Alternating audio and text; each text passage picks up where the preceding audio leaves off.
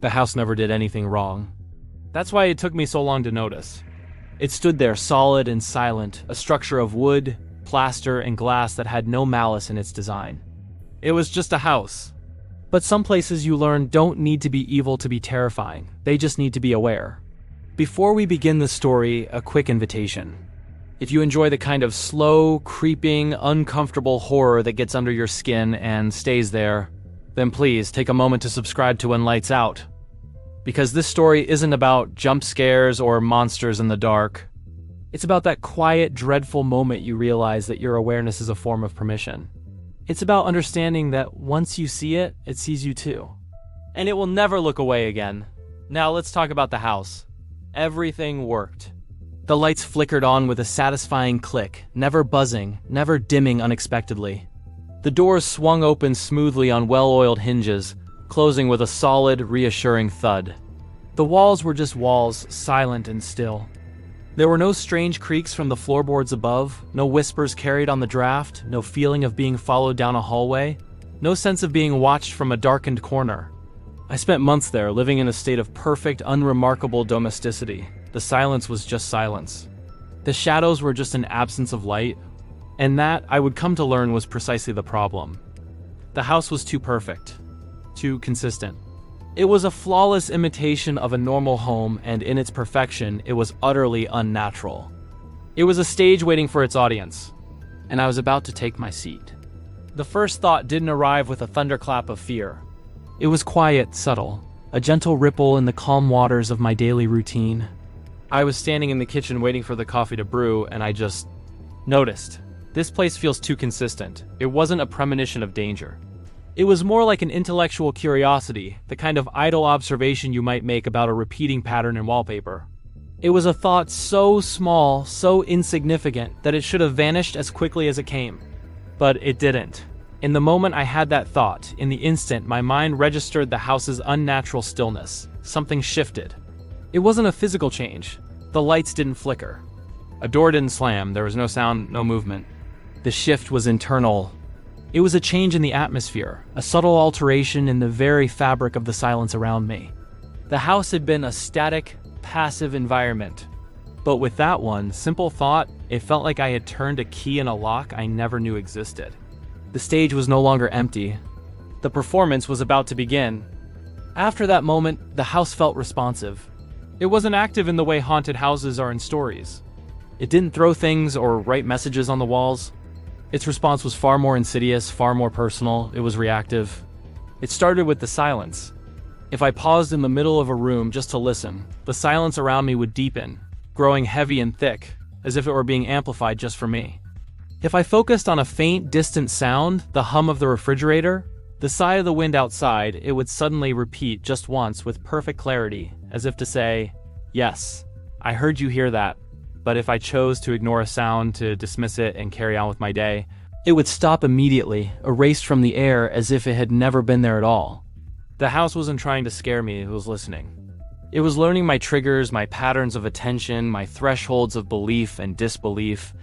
It was a cold, calculating intelligence, and its only goal seemed to be to understand how I perceived it. The house wasn't haunted. It was conducting an experiment, and I was the subject. I learned the rule by accident. I had been trying to read in the living room, but a faint, rhythmic tapping had started, just at the edge of my hearing. It was coming from somewhere inside the wall. Annoyed, I thought to myself, just another weird house noise, and I forced myself to ignore it, turning the page of my book with deliberate focus. The moment I made that conscious decision to disengage, the tapping stopped. Utterly. A few days later, I heard a soft scratching from under the floor. This time, my curiosity got the better of me.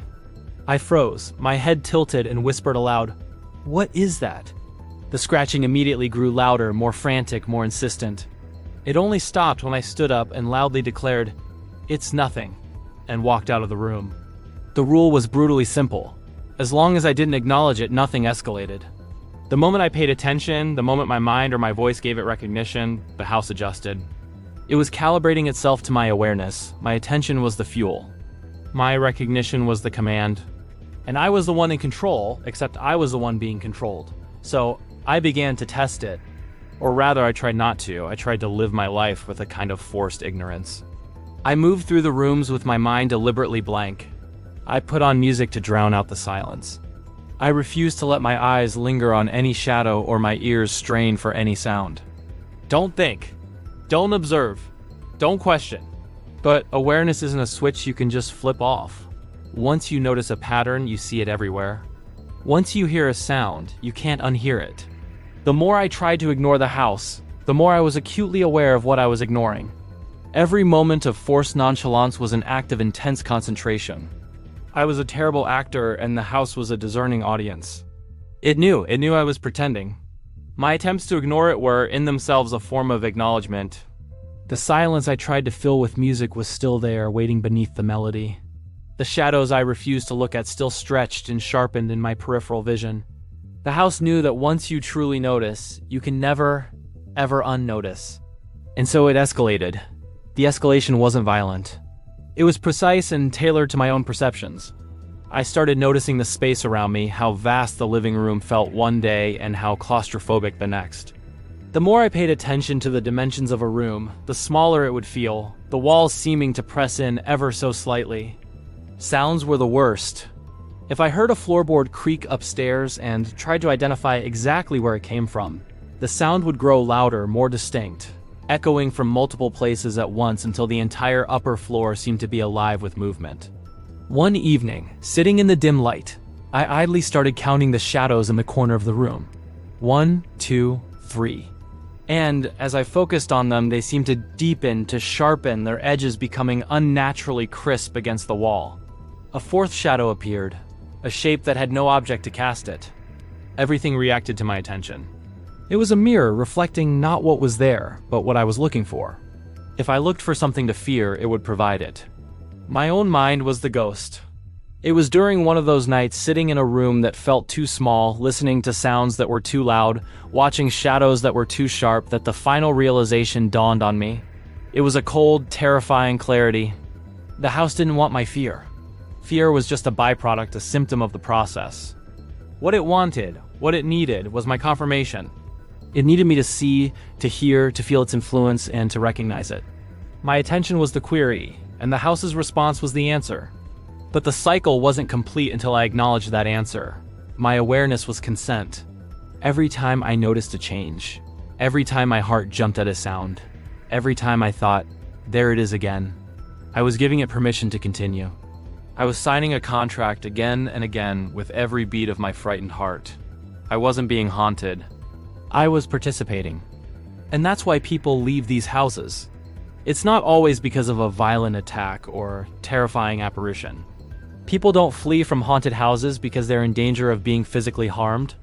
They leave because they start to notice too much. They leave because the quiet anomalies become impossible to ignore. They leave because they realize their own awareness is making it worse. Once the house knows you're aware, truly, deeply aware, it doesn't have to hide anymore. It doesn't stop responding. It doesn't stop calibrating. It doesn't stop mirroring your own growing dread. You leave because the alternative is to stay and become a permanent part of the feedback loop, to spend the rest of your life in a conversation with a silent, watchful intelligence that feeds on your attention.